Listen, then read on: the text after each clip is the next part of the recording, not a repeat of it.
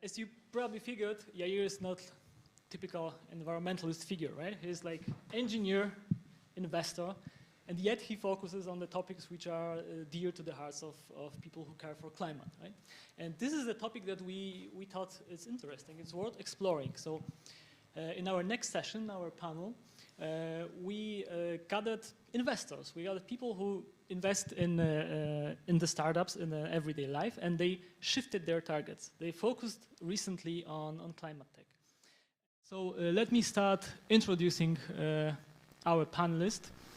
First of all, thank you very much for joining us from as far away as Philippines, in case of you, Joseph. Let me start with Videesha though. Videesha is a tech entrepreneur and investor based in London, but she also spent a big part of her life in Berlin running a venture capital fund from here.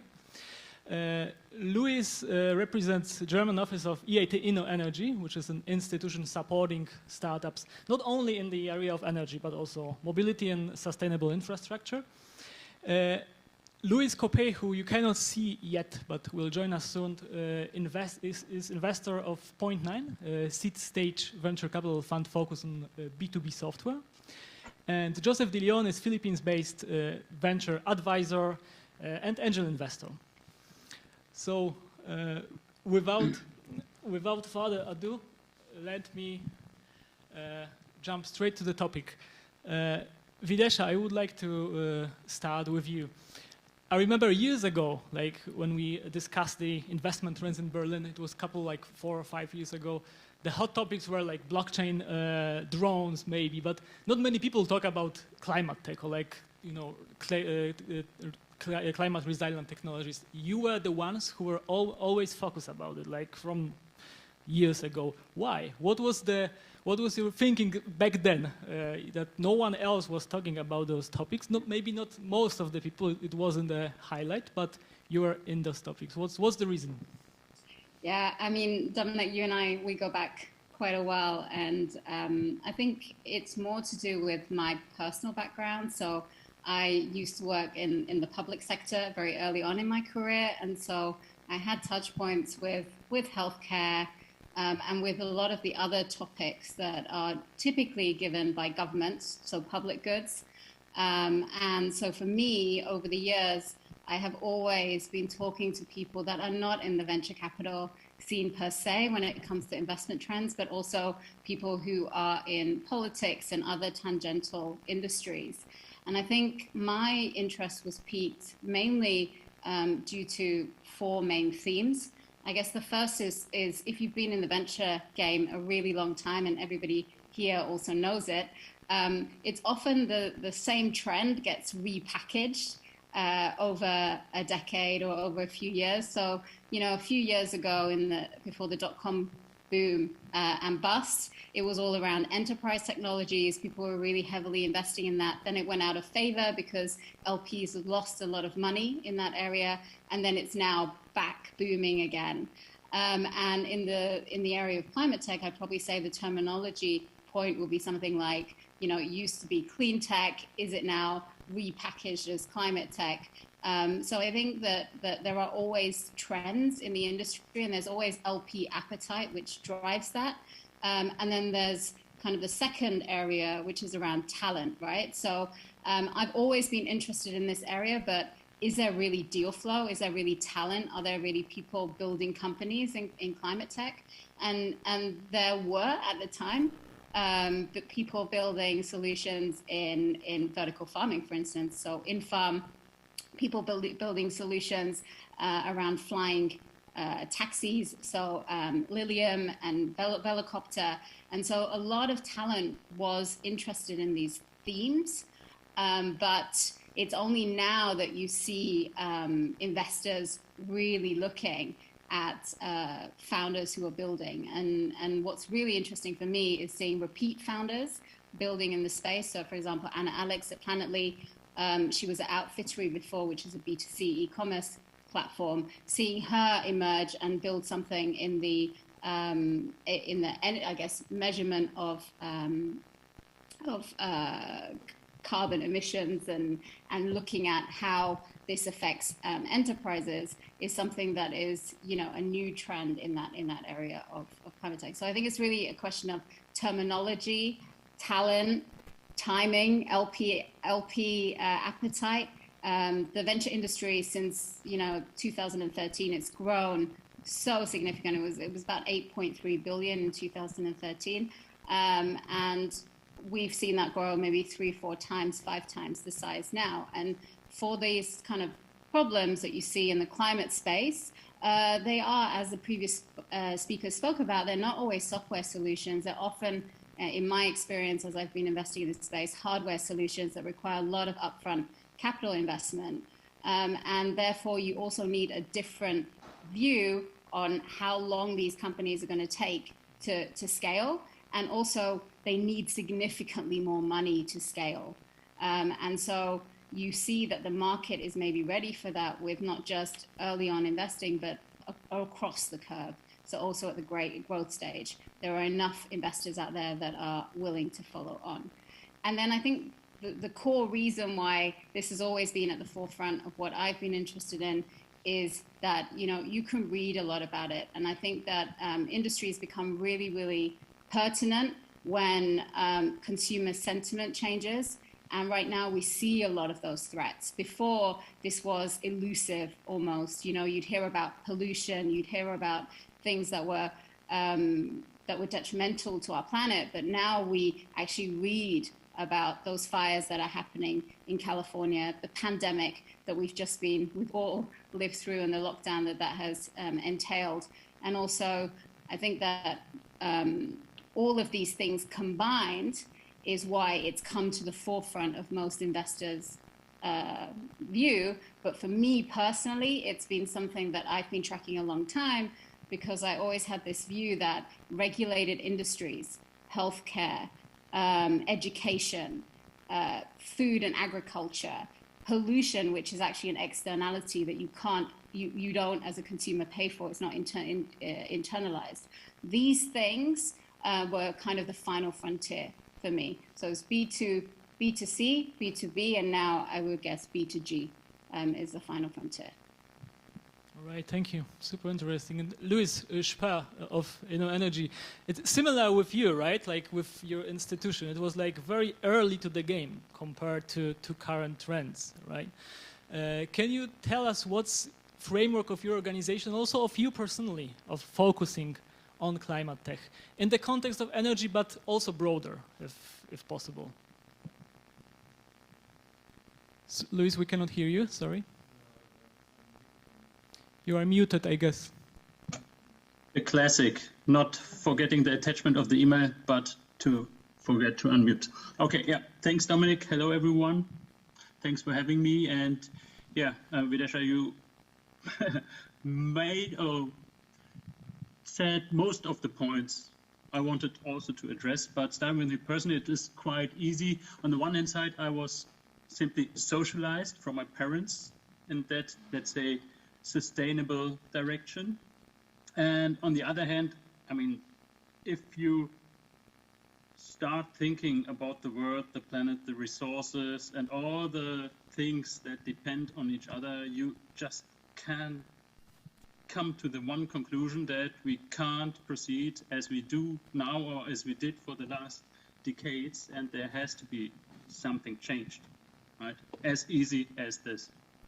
And therefore, since we are all on the same planet, it's also very clear and simple. All of us are on the same boat, and all of us have to do something. And it starts grassroots-wise, but also, of course, we need to aggregate some resources and power in institutions and getting money, aggregating money for spending money on the right things.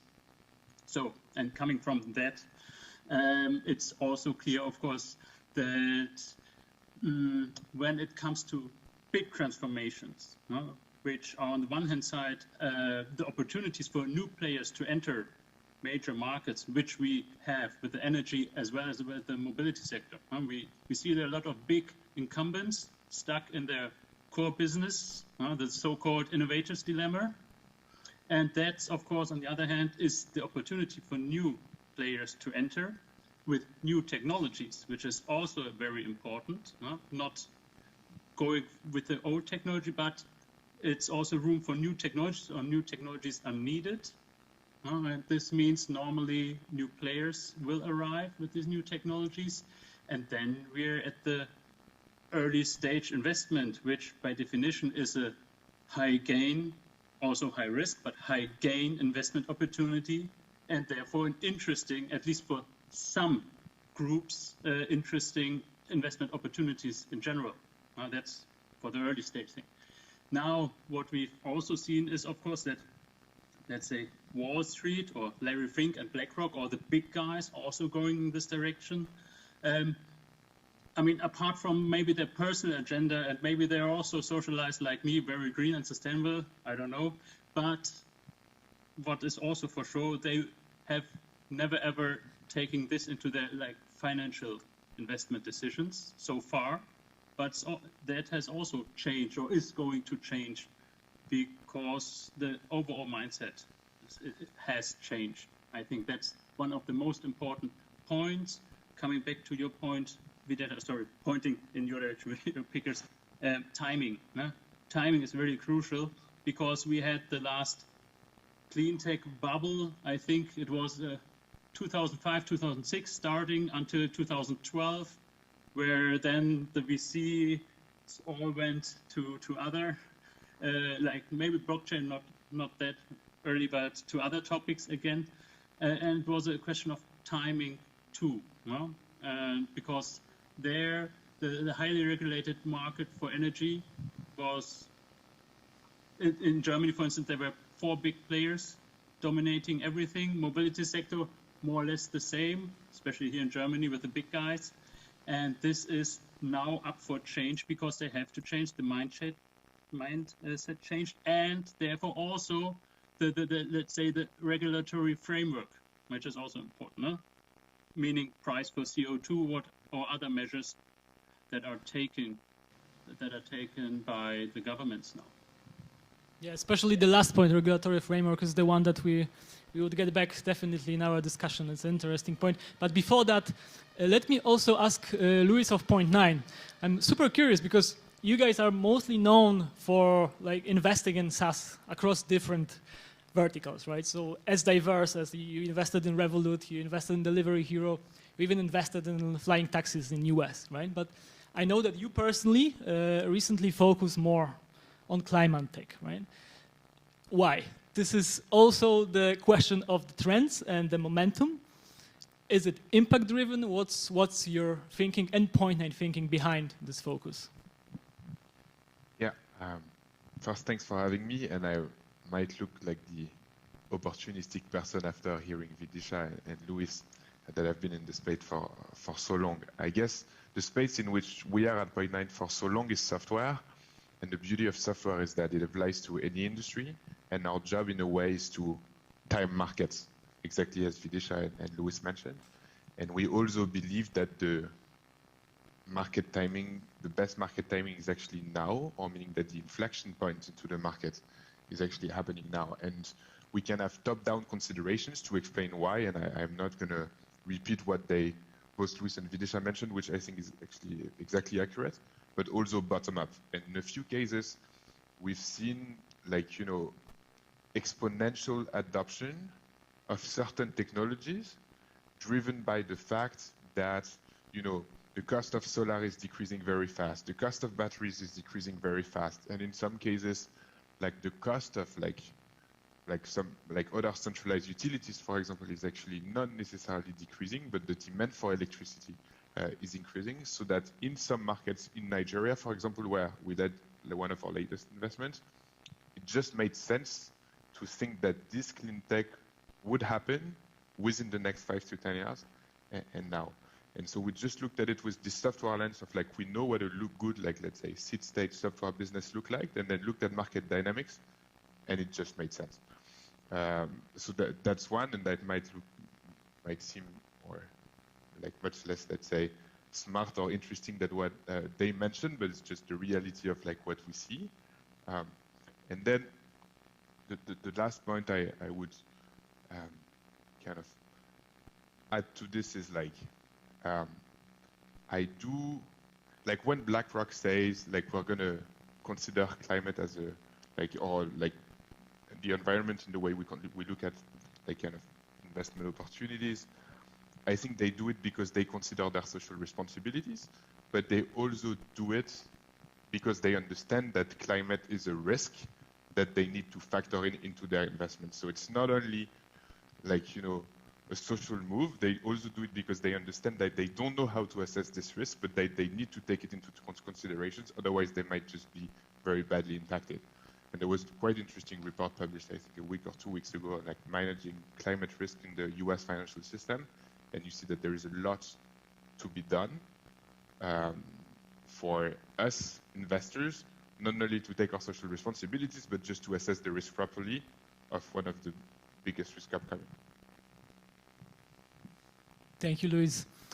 Joseph, what's your perspective from looking at this topic from Asia? Like all those voices, including mine, like very much European at heart, right? How does it look like in Asia? What's the whole vertical and climate tech looks like out there? Fair enough. Guten Tag to everyone. Greetings from the Philippines. So appreciate what everyone is saying, that for you guys, climate change is a risk. Well, in my house, climate risk is a reality. As in this house where I'm talking to you right now, when the super typhoon hit, the water was like 6 feet tall in my house. So good thing we had a second story, or I'd have drowned and died.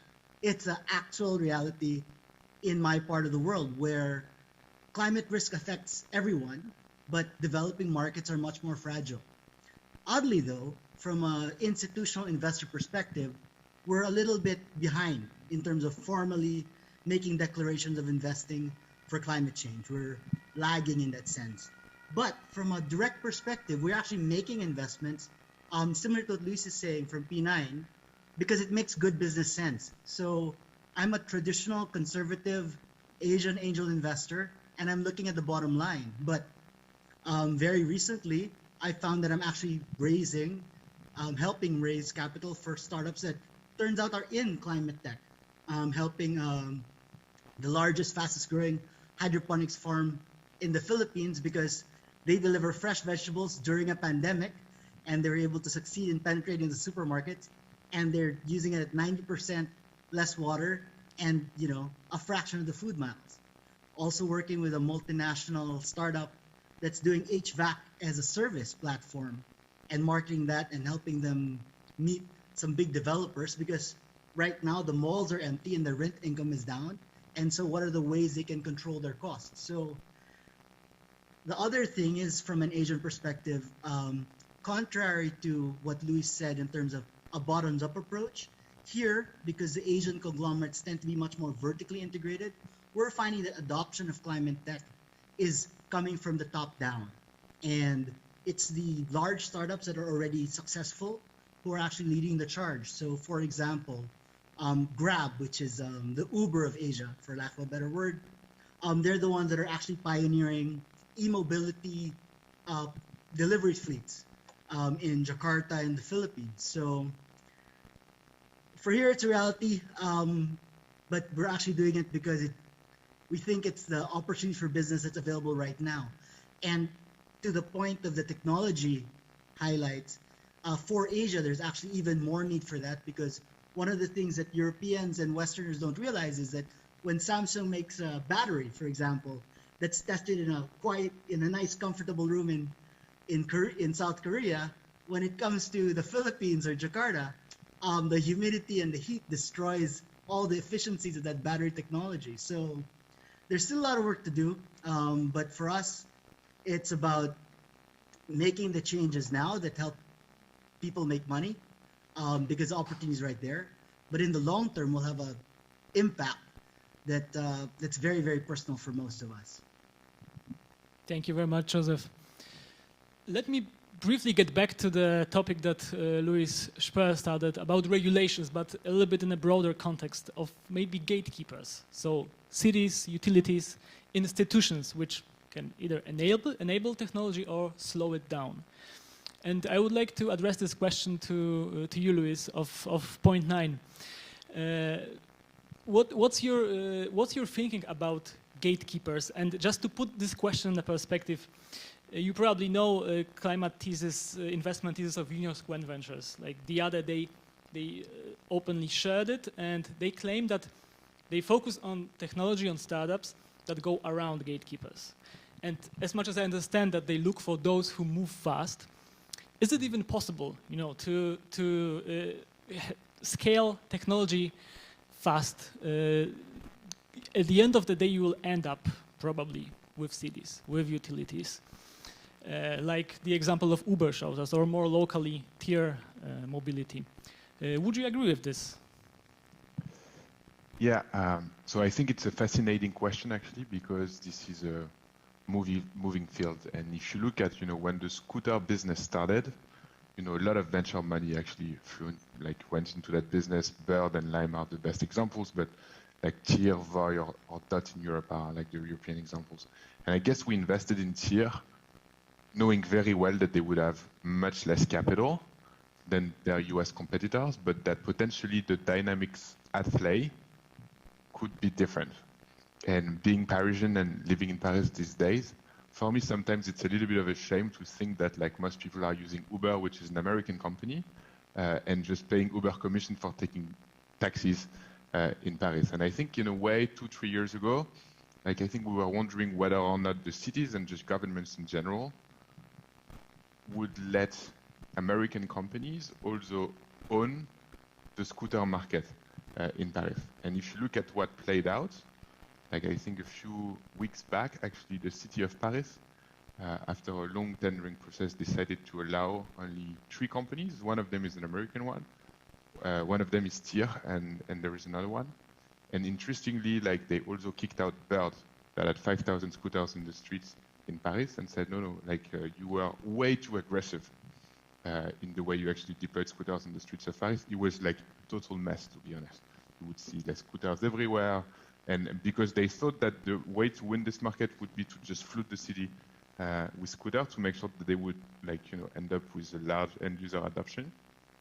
And the reality of the field is that this was not the winning strategy. The winning strategy in this case was to help cities think about how to best integrate this scooter and this new micro-mobility systems into the cities.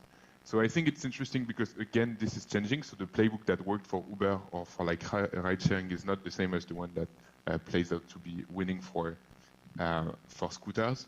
That being said, I don't think that top-down adoption works only. So if the cities of Paris had said, okay, we're going to select these 3 players and these are going to be the winning ones without any bottom-up adoption, I don't think it would have worked. So I think it's a combination of ensuring end-user adoption in the scooter market or in the energy market here now, and then at the same time making sure that it complies with a vision of like where cities in this case should be going, depending on a bunch of like societal challenges, like mobility in this case. Thank you. Today, during the whole day, there was very often the threat of culture and how different it is in US and China and Europe, and how much it actually can influence. Do you think that in the case of USV, this is essential? That they will go out and tell what they did, that they wanna innovate without gatekeepers, because this is the way to go about it in US? Do you think that they should change this strategy when they invest in Europe, when they focus on Europe? Like, how much is it a culture issue, and how much is it like a essential business case? Go ahead. Luis of Energy. I have 2 Luises, so it's a little bit challenging to switch between you. But to be very precise, Louis is actually Louis, I guess, because it's the French version. So it's Louis. Right, Louis, yeah. But anyhow, 2 things here. On the one hand side, definitely there are, let's say, regional habits and patterns that have to be taken into account for a certain strategy. I think that's not new. On the other hand, I think for instance, the kick scooters, or let's say the urban micro-mobility, is quite a success story also from the point of cities. Because, I mean, it's just normal that you have innovation cycles. You have a steep learning curve with everything you start new. And of course, if one player is a city, it's not the fastest, but compared to other, let's say, or other experience we made with cities, I think in this case, that's really also a success case for cities because they learned very fast what kind of models work and which don't. So from that perspective, I think it's quite a success story. Of course, cities will always be a slower player than startups. That's, I think, for sure. Same with big corporates compared to startups. But I think also because of the time and the mindset and the change, everything will and has to or have to fasten up. And of course, I'm being myself based in Berlin, also kind of a mobility hub. I'm quite jealous about Louis, you sitting in Paris, going for your, I think, car-free day, where the whole city has no cars at all in Paris, I think this weekend or whatever. So, I mean, that's, unthinkable for me being socialized in let's say, car cities, and now you have a whole city like Paris without cars, at least for some hours only, but I mean, that's just the beginning.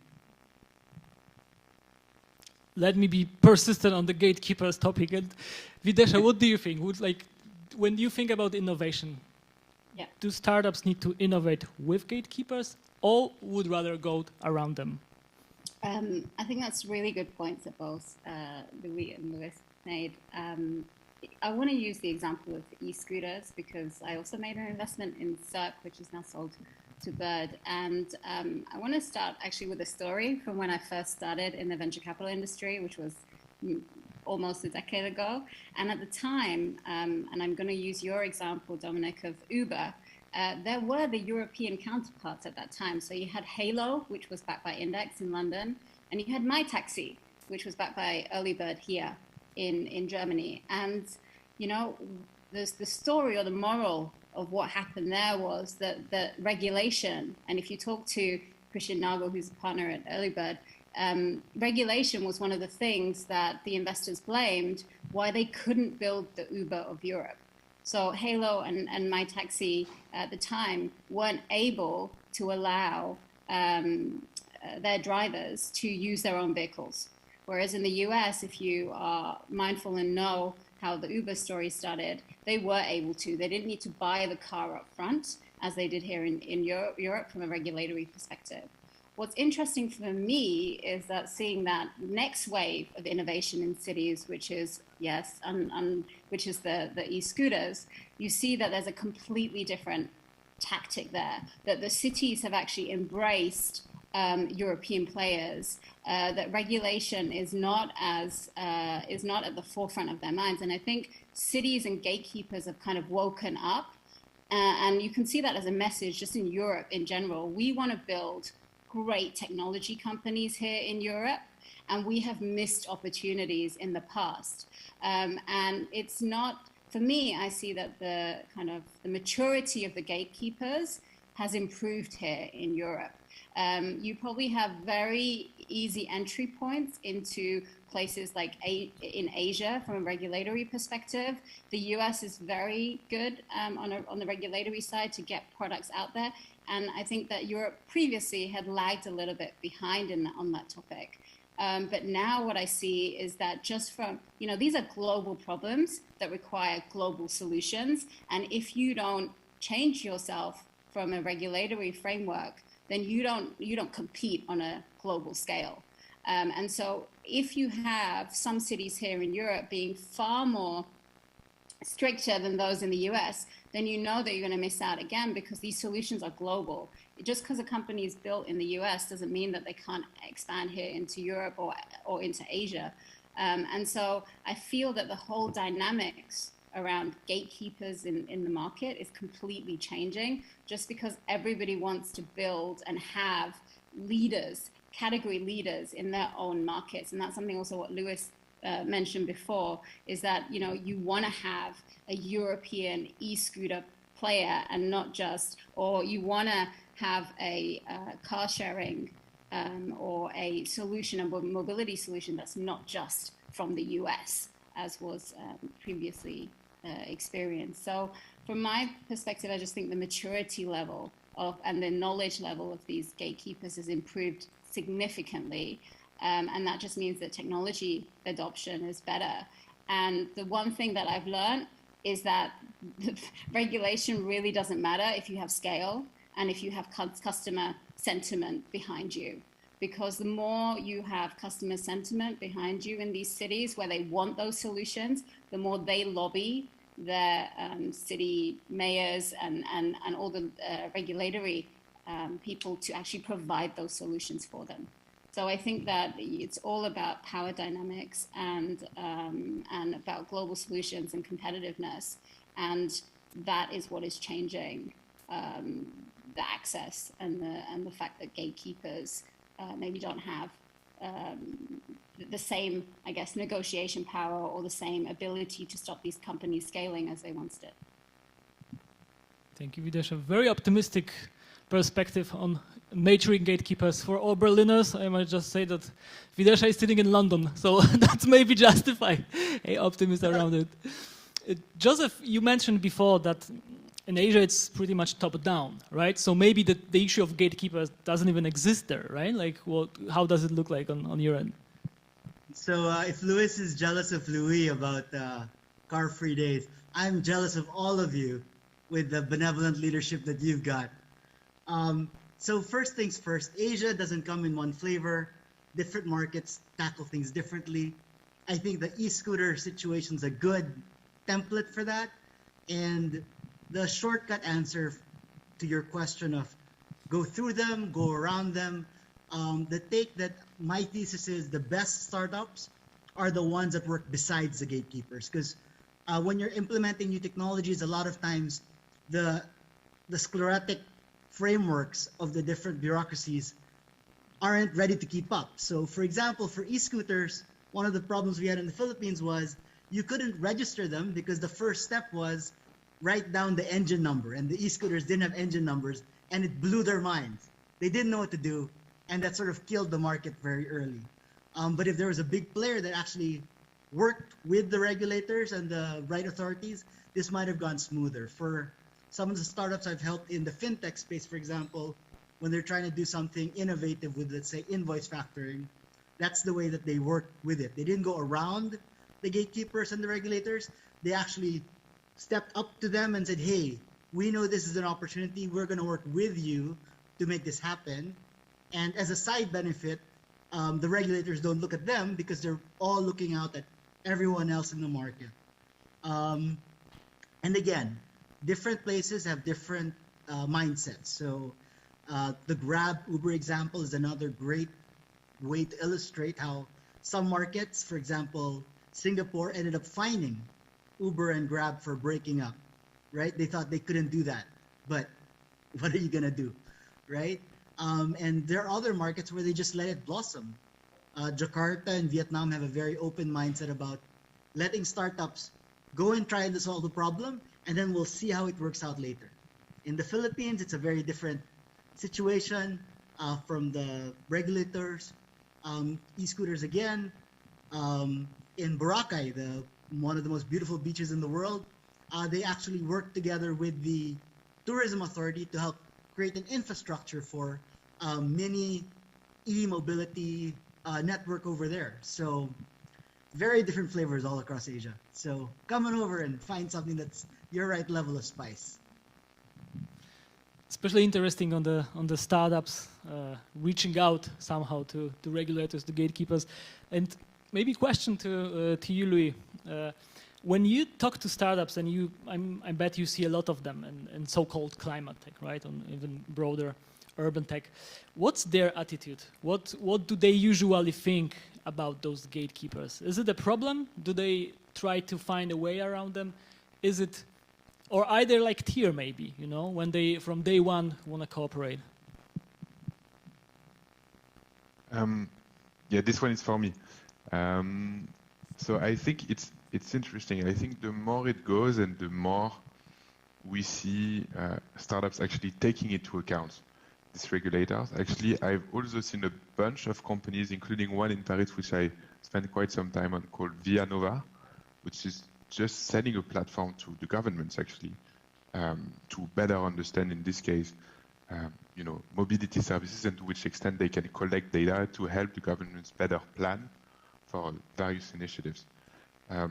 So, I think the old mindset of like, we're the disruptors, we go in the streets, we make sure to have end user adoption, and then we're just going to rule over the government. I think these days are over. And I think from a societal perspective, I actually think that's good, because it helps us think with a broader perspective about how to best integrate innovation and disruption towards the broader society. And I think, again, I think there are some learnings from the past 5 to 10 years where we did not necessarily measure the societal consequences, for example, of the sharing economy, for example. And now suddenly we try to regulate that after. And maybe because of these learnings, we try to do a little bit differently with this new wave of startups. And I think that's good. Do you think these days are over also in US? Point9 is a progressive European company, right? Like USV, let's say, or other traditional US VCs. Are those days also over there, you think, in terms of looking at those topics? I mean, I don't have a very precise answer for that. The only thing I know is that there are a lot of US investors that pour a lot of money in Bird, for example, and enable Bird to have super large capex to try to win cities like Paris and a few others. And I guess the learnings for these US investors as well is that they need to take into account the government. So I think maybe it's less prevalent than in Europe, but still in the US, I think this is happening as well. But I have I don't have a super precise view on that, unfortunately. Okay, thank you. I would like to stay with the topics of entrepreneurs that you meet in your everyday work, but maybe getting back to the topic of climate. It would be super interesting to learn what do they usually think when you talk to those people. What's their attitude? Is it mostly about business? Is it impact? Is it both? Do you see a lot of greenwashing? What are those young entrepreneurs in climate tech out there? Videesha, if I could ask you. Yeah, I would say that most of the entrepreneurs that I'm meeting, and I'm meeting a lot all across Europe, they're just focused, as any entrepreneur is, on building phenomenal businesses. I think that they are impactful in their essence in terms of the business model. But at the end of the day, if you're building a business, you want to make sure that it scales. You want to make sure that you're hiring the right type of people. And so many of the entrepreneurs that I'm meeting, that operationally focusing on the same topics as all entrepreneurs that I've ever met in my entire career. So I haven't met so many entrepreneurs that use the fact that they're climate focused or that they're impact driven to take away from their ambition, to take away from their willingness to build phenomenal companies. In fact, the entrepreneurs that I meet, they are fully aware that the businesses and the markets that they're operating in are complex, are going to be longer. You have to have a lot of grit to build in these markets, because you're not looking at something that scales in 3 years as you might in a B2C model, but maybe 5, 7, 8 years. So quite a long game. And so I find that most of the entrepreneurs that I'm meeting, they are looking really long term. They want to build really profitable, great businesses, and they know they need to do that in order to get investment. And yeah, they want to make an impact at the same time. And I think you can have simultaneously purpose and profit. Investors have come around to this. Otherwise, Point9 wouldn't be investing in climate tech, and so have entrepreneurs. So I think, yeah, there is, for me, very little difference. I don't see any greenwashing or anything like that. I think really focused entrepreneurs is what I'm meeting. How about you, Luis? When you see the deal flow, what are the people out there? Yeah, for me, it's a bit different. I think that is mainly because we, being an institutional investor, on the one hand side, but have not that, let's say, classic investment behavior, because we're able to already invest pre-seed, so very early stage. This means we're in touch with universities and very immature companies and founders. And there, of course, you have a lot of people that are not that greenwashing thing, that's less, but you have a lot of engineers just thinking about technologies and having maybe kind of an idea what kind of market could be solved with that. Yeah? And also we're meeting several founders that are mainly impact driven. Yeah? And what we also see, and that's also, I mean, we also host PhD and master programs with our public shareholders at InnoEnergy.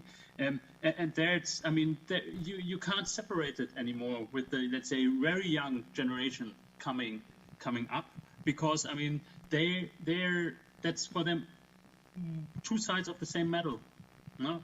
Doing something good, no? And also making money with it. Therefore, that would be my 2 cents on that topic. Perfect, thank you. And this will lead me to the last question, maybe the most difficult for sure, the most personal, and it goes into the direction of doing good with money.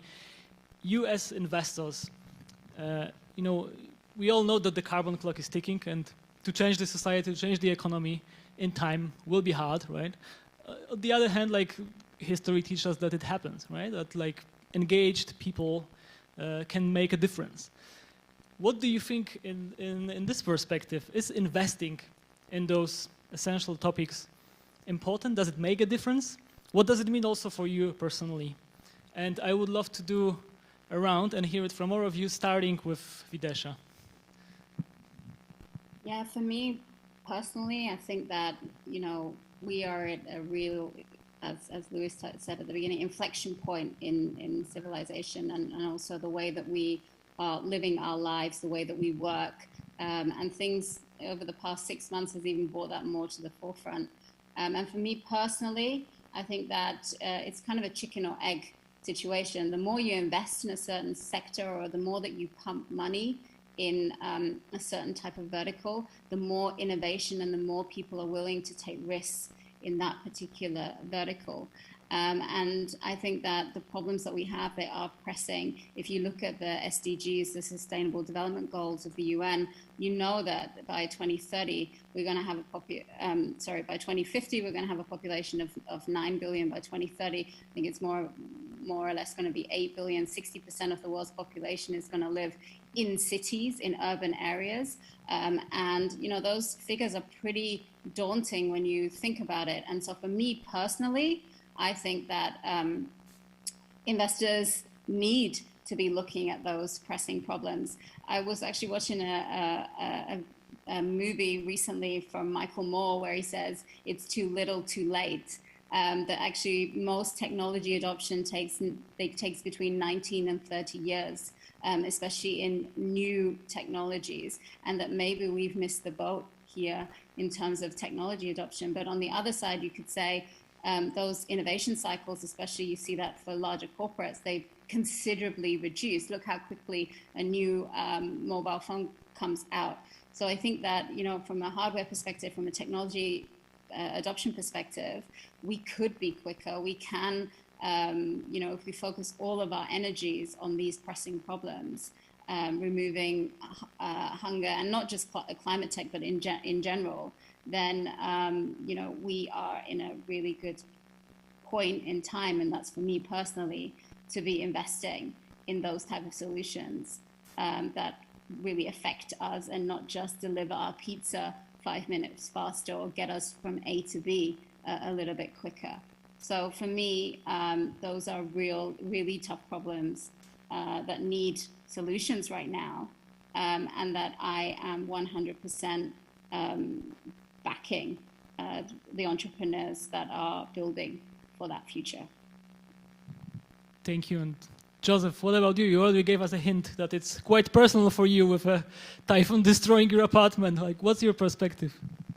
So I think at the end of the day, this pandemic, as horrible as as it is, there is one bonus side effect.